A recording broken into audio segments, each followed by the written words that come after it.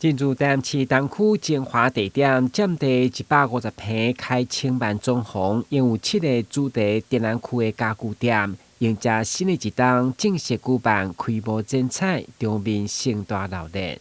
3、2、1，请用剪！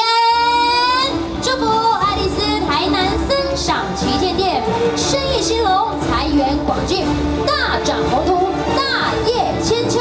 房价真的是太高，所以坪数呢可能会越来越缩小。那所以其实定制家具呢，在这方面就是非常的适合现在的就是小家庭。假设说空间没有这么大的话，我相信利用就是客制定制的家具，它可以让我们的空间的这个尺寸呢跟家具更为的结合。家具店所营造的就是以厝为中心，要让参观家具的民众参照欣赏画廊同款的优雅舒适。打造属于家己梦想当中的厝。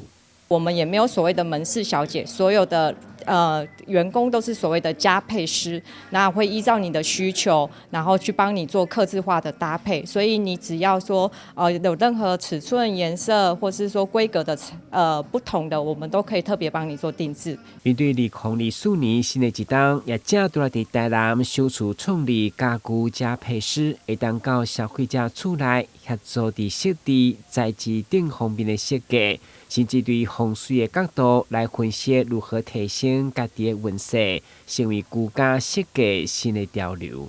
青龙年呢，我希望大家呢可以选择适合自己的这个五行的颜色，然后配合自己明年的整体运势。我相信有这些颜色的就是搭配呢，大家的整体运势，明年呢财运一定是非常好的。